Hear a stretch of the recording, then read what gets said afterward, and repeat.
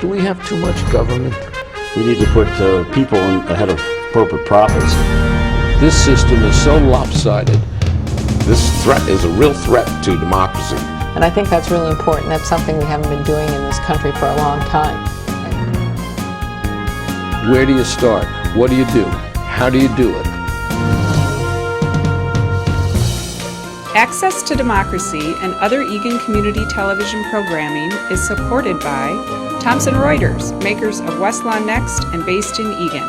Through Westlaw Next and other innovative online services, Thomson Reuters is the world's leading source of intelligent information for businesses and professionals. Online at thomsonreuters.com. And by U.S. Federal Credit Union, the member-owned financial institution offering service, value, and experience you can trust to the greater Twin Cities community.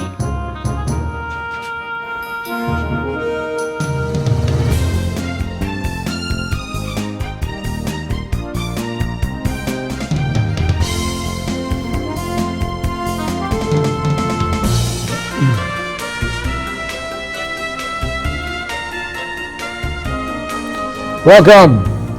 We welcome you back to Access to Democracy. Alan Miller here as usual, hosting, first time guest, and I hope it won't be a last time guest, David T.C. Ellis. David, what does the TC stand for? Started out as Twin Cities and eventually became True Confession. Yeah. Yours is really a unique story.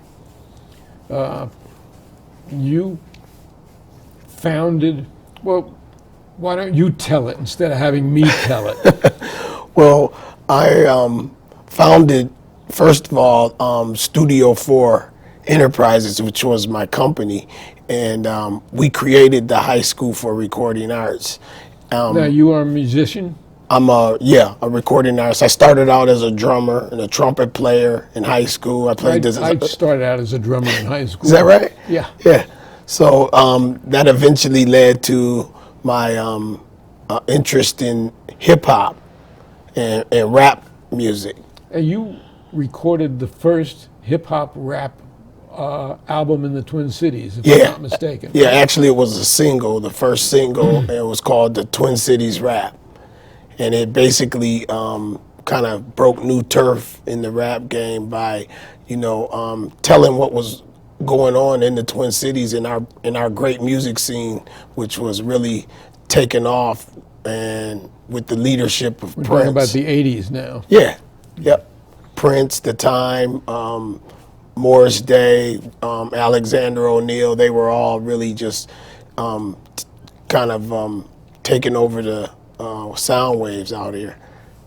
Now, you mentioned the name Prince. Mm-hmm. I know that you had an association with Prince and Warner Brothers. How did that come about, and what was involved in that? Well, it started out where my younger sister, she was good friends with Prince. She's an amazing singer, by the way. Her name is Sue Ann, and she was working with Prince quite a bit, so he was back and forth at our house, and I knew him. I had a relationship through that. And as I started gaining interest in hip hop, I would pursue Prince to, give me a break in the business. And so finally, he didn't really want to deal with it. So I started releasing my own independent records. And so I was gaining momentum. And one of Prince's guitar players, Miko Weaver, he was a friend of mine. And Prince and him, they were working on the Batman movie, the first one with Kim Basinger and them. And so he was watching the dailies while they were making the movie. And at the same time, he was telling me what was going on in the daily. So I wrote this rap and rushed it out to the market. And from what I hear, I guess Warner Brothers thought Prince had something to do with it because I knew everything that was going to happen in the movie. And so they were kind of looking for me. They were asking about me. And so that's what I think really eventually prompted Prince to get in touch with me and contact me, and then I went out to Paisley and you worked out of Paisley Park. You did a lot of production out of Paisley Park. Yeah. And that led to, and this is Studio 4, though. Yeah, Studio Yeah. 4. Well, when Prince was working with Warner Brothers, I was signed to a contract with Warner Brothers, and Prince was kind of having a strained relationship with them, and he changed his name to The Symbol. And when he did that, there was no way Warner Brothers could really promote him because he wouldn't answer to Prince anymore. He wouldn't do anything under the name of Prince. So when they released him from his contract, we all were released from our contracts. And so that was the beginning of Studio 4 Enterprises. The beginning of the beginning. The beginning of the beginning, Yeah. right. And But somehow or other, you then saw an opportunity in terms of helping young students, particularly African American students at that time, who were dropping out of school. Right. And how'd you get the idea to create the high school? It's really unique because I'm the founder of High School for Recording Arts, but I say High School for Recording Arts found me because I had a recording studio after my stint with Prince. It was downtown in St. Paul, and we were located on the skywalk level. And so a lot of the kids that were ditching school and just congregating around my recording studio, asking me to give them access. And I was kind of like, nah, I'm busy. I got clients coming, and, I kind of blew them off. And so one day they called me on it. They said, well, you said you had a client at 2 o'clock. It's 2:30. We could have made a hit, And so I took them into the studio, and they just blew me away with their ability to do in 20 or 30 minutes what it took me 2 or 3 days to do. And then they wanted to know everything I knew about the music business, intellectual property, publishing, copywriting, marketing, promotions, and that's where it really started getting intricate. And the High School for Recording Arts was born. Yes. But it's not just for recording arts, because you have seen to it that these kids also have to get a regular high school education as part of this, Most definitely. which is incredible. Well, yes, as time went on, I realized my lineage to these young people being that they were hands-on, experiential type of learners. And I had graduated from the St. Paul Open School myself. And I realized that their learning styles were different. And so I was like, if you can do copywriting and publishing and work that diligently at something you're passionate about, you should be able to demonstrate your competency as a high school student, because a lot of them I considered they were competent. And so that's where I reached out to my old principal from St. Paul Open School, Dr. Wayne Jennings. And I told him what I was experiencing and what my ideal was. And he came to see the young people and look at the studio. And he mentored me to create a application for a independent charter. And you are now an independent chartered school. Right, And these students not only get a music background, right. but they get a background in the fundamentals of high school education. Definitely. And they can attain a degree. Yes, they actually obtain their certified high school diploma by demonstrating competency and earning credits in the required areas for English, social studies, math, science, history. And they, a lot of times, connect those areas to their passion with regards to recording arts and the music industry. But not only that, they also do graphic design, video production, work in photography, all aspects of the recording industry. So they learn also peripheral production and engineering. So you're really taking kids who were dropouts, giving them the inspiration to go on and the facility to go on, Yes. and really turning their lives around. Yep. I Yeah. mean, it's pretty amazing for this program to have seen it rise kind of like a phoenix from nothing into something that is so great and so opportunistic for young people to re-engage in the process of education, and it's a positive interruption to what some students are on a path to disaster, because they really use their passion, and it kind of gets their attention back into the process of earning a diploma. That is an amazing story, and it really is more credit to you, also to having the foresight to contact your old principal and see that this got done. What you're doing, in effect, is saving lives. I mean, we pick up the paper every day, and we see what happens to kids, in particular dropouts, and the trouble that they get into, and the gangs that they get into. Yes. And some of them don't survive that. Here, you've gone in the other direction, where your kids have hope for the future. Let's talk about some of the DVDs that have come out of the High School for Recording Arts. We have a couple of them here. Yep. This one here, Studio 4, HIV Ain't No Joke. Well, that's the very first project that the kids did from the High School for Recording Arts program. And we were approached by another Twin City program called the HAS program, which was part of the City Inc. And they had a peer teaching group to teach young people about the wares of catching AIDS and STDs. And so they educated our students about the subject, and then our students collaborated to make a CD to put that information out in the community, which I think, again, helped save lives. Yep. I'm sure it did. Yeah. Now we have another one here called Get Ready, My Education.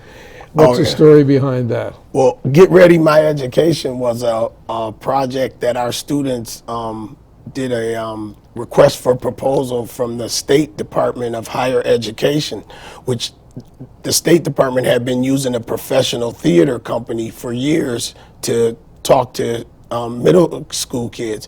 Well, our kids got the contract this year and created Get Ready, My Education, where they have music, spoken word, and skits on the CD, but they also went out into the Twin Cities community and performed and engaged with other young people to teach them about Get Ready, My Education.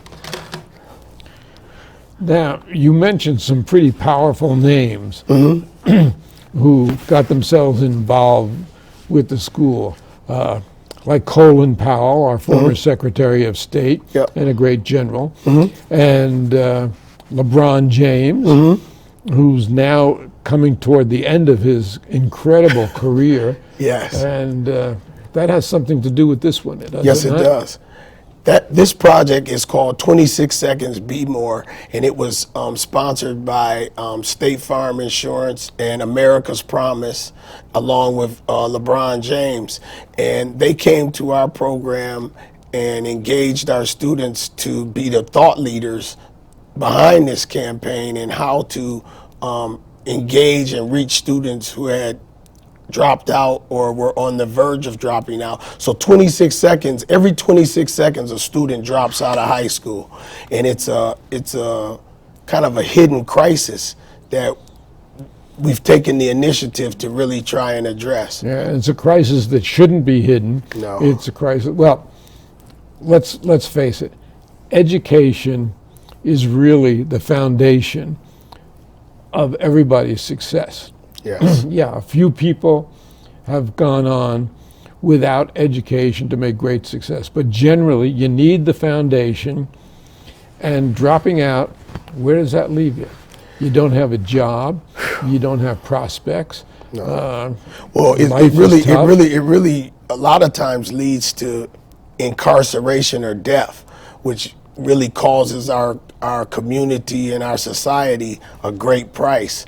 Where if a student is educated and has a high school diploma, they're much more likely percentage-wise to be a successful law-abiding, tax-paying citizen.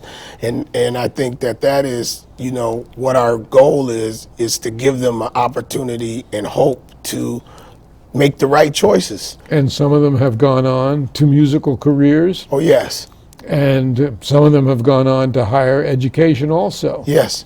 There's a statistic that we received back from the State Department of Education that over 50% of the kids that graduate from our program go on to get a associate's degree. At So- one of our community colleges, of Yep. which there are many, Yeah. and very important because that 50% is much higher than what happens with the regular high school graduation rate. There's a dropout rate involved. Yeah, and these are what I call opportunity kids. You know, a lot of times they're called at risk, but I try to keep it positive because we try to engage a student from their strengths versus their defaults, and so we want to focus in on what they're good at, what they're strong at, and build from there and give them the encouragement and the support and hopefully the opportunity to get the coping skills and help them with their needs to actually be successful. And it's actually gone far beyond St. Paul now, hasn't it? Yes. If I'm not mistaken. And I should add that there are also some scholarships available that you have had created by, including by Dr. Crutchfield, who was one of our own patrons here. Yep. And in addition to that, you've gone all over the world to really emphasize what you're doing and the success that you've had to have it implemented in other areas. So Oxford University recognized your efforts, and what did they do? Well, they had me at Oxford University for about 3 weeks, and I did a presentation and networked with educators from around the world with regards to innovation in education, something that a lot of times gets lost in the testing or the minutia of trying to create a statistic. So we were looking at some of the things that maybe aren't measured appropriately and how we can engage students with innovation and look at alternative assessments and ways to create pathways to success. And so, yeah. Your efforts were recognized by you being designated an Oxford University Fellow. Yes. Which is a high honor. Yep. And who thought back in the beginning of the 80s that you would be there now and this program would be what it is? Yes, thank you. It was We a have great another experience. CD here. You Have the Right. Can you Yes. tell us about this one? Well, You Have the Right is one of my favorite projects that the young people at High School for Recording Arts did, because I think it was so meaningful with regards to the community, not just for students, but for adults also. And different corporations have used this CD in their training because it gives you the framework for what is a healthy versus an unhealthy relationship. It tells you what aspects of how to engage with someone in a healthy relationship and protect yourself from an unhealthy relationship. And we have one more. I mean, you've done so many CDs, but we have one more here that we'll take a look at now. Click for Life. Click for Life is another one of my favorite projects that we did with State Farm Insurance, and it was part of the legislative initiative for the primary seatbelt law. And our student was credited by State Farm with really giving them the ability to demonstrate to other legislators that our governor at the time, Tim Pawlenty, was backing this legislation. They had interviewed the governor and had it on film.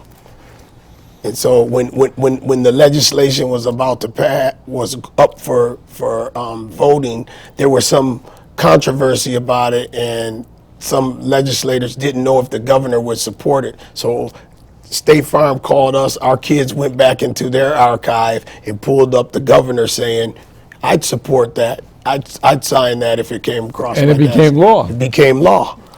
So we were involved with that also. So it's just an incredible story. It blows my mind. And you have to step back at times and look and try to realize Yeah. everything you've accomplished. Now, you started out strictly with African American dropouts. What does the school have in terms of a population today? Well, we're still primarily African American. It's probably around 80% African American, and then we have 10% diversity and also white kids. So we're really expanding into the areas in the suburbs, because not only kids in the inner city who drop out, but kids who are in the suburbs who just might not fit into the traditional school system. They need a hands-on experiential learning process and opportunity to engage a different learning style. And that's primarily what we do. So I think it's valuable in all communities, really. I think it's not only valuable in all communities, but there is no doubt that it has saved lives Oh, yeah. down the road. And Yes. you know, what greater accomplishment can you have from taking somebody who was a dropout, was about to fall off the edge, Yes. and saving that life and giving that young person hope and a career and watching them go on and prosper? It has to be great satisfaction to you also. It's very, very fulfilling to be able to do that. And I think also it's a better economic investment for our community, because if we don't give opportunities and help young people be successful who have maybe been deprived of that opportunity before, we're really creating a upside down economic where they're going to be in prison or on the public dole, and that's not going to be beneficial to us. And we at all. know that prison costs over $30,000 a year Oh, yeah. per prisoner. Isn't it better? And that's why I can never understand, particularly as a retired educator, why there is this pushback against education by some conservative legislators, when the bottom line is, by doing this, we're helping everybody. We're helping society. We're helping these individuals. We're making life better all around. Beyond me that anybody could oppose it. Well, it's amazing how different interests will oppose things based on certain situations. And I have to be honest, I've had support and opposition from both sides of the aisle. Sometimes the conservative or what I consider the conservative side has stepped up to champion for me, and vice versa. I've had senators who have stepped up, and they get what we're doing. They understand that this is a necessary process. Every kid doesn't fit into the box, that you have to use the appropriate assessment tools to understand if a program is really reaching and doing the good that it has the potential to do. You don't want to throw the baby out with the bathwater. Any big names still associated with the school? Oh, yeah.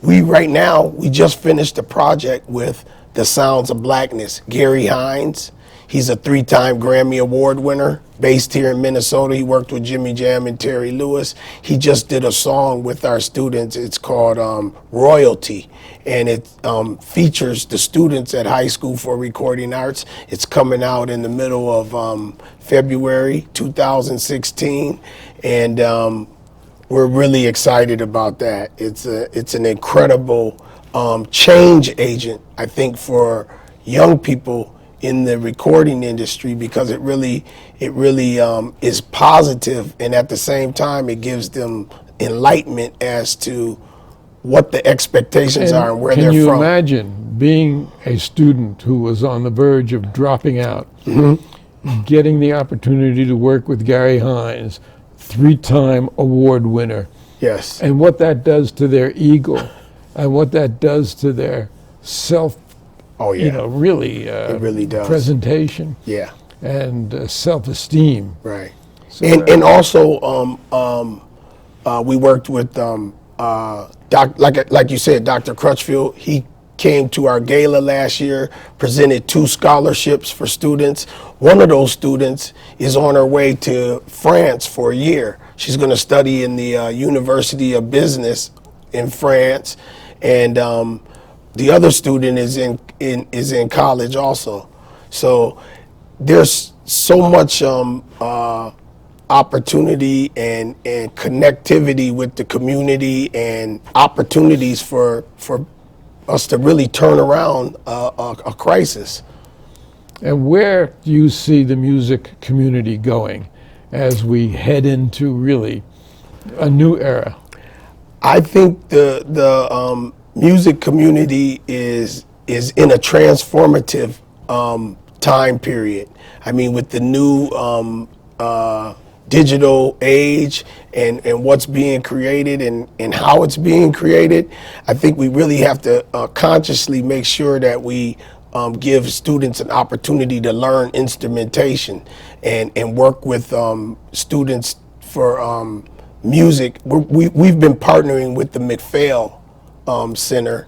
Last year we got a grant through the Minnesota Arts Board, and McPhail came over and worked with our students, teaching them instrumentation, and we worked with their students, teaching them production and engineering. So again, that was another great experience in the community coming together. Well, it's a collaboration. It's Yes. not just the person who writes the music and plays the instrument, but you have to have the means to get it down, to get it produced, Yes. to be active in the production side of it, to be active in really the scientific side of it, in terms of the recording and the mixing and all the things that are involved to make these things great and Yes. to make these students great. Yep.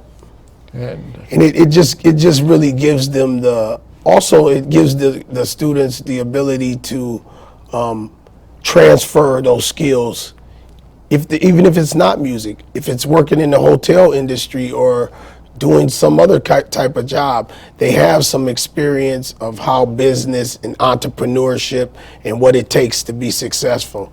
And once they've experienced that, I've found that young people, if they have a chance to choose between something good and something bad, 99.9% of the time, they're gonna go with what's good. it's the High School for Recording Arts. It's an incredible story. It's David T.C. Yeah. Elliott, Twin Cities. Twin Cities. T.C. Ellis. Ellis. Yeah. Second time I've said Sorry, Elliott. no problem. And my apologies. But I'm just blown away by it, and thank you so much for coming in. Oh, to us. thank you. Thanks again. Appreciate it.